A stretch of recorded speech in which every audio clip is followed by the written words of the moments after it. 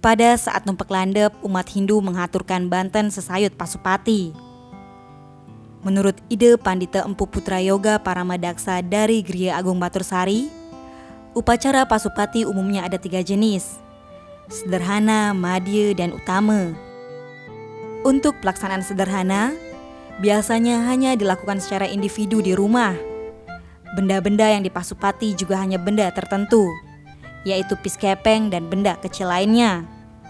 Sementara untuk Pasupati Pratima atau keris harus menggunakan upacara utama.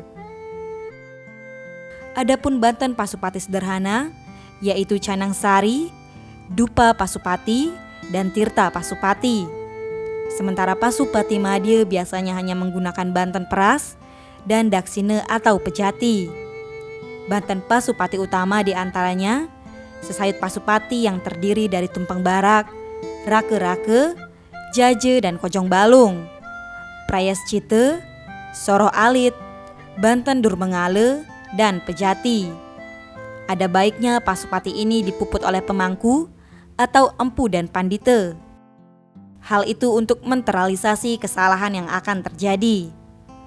Empu Paramadaksa juga memaparkan ada mantra khusus yang diucapkan ketika mengaturkan Banten Pasupati.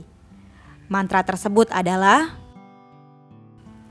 Om Sahyang Pasupati Ang Ung Mang Yanama Swaha, Om Brahma Astra Pasupati, Wisnu Astra Pasupati, Siwa Astra Pasupati, Om Yanama Swaha, Om Sahyang Surya Chandra Tumurun Maring Sahyang Aji Saraswati, Tumurun Maring Sahyang Gana, Angawa Pasupati Mahasakti, Angawa Pasupati Mahasidi, Angawa Pasupati Mahasuci, Angawa Pangurip Mahasakti, Angawa Pangurip Mahasidi, Angawa Pangurip Mahasuci, Angurip Sahaning Raja Karya Teke Urip, Teke Urip, Teke Urip, Om Sahyang Aksa Pertiwi Pasupati, Angurip,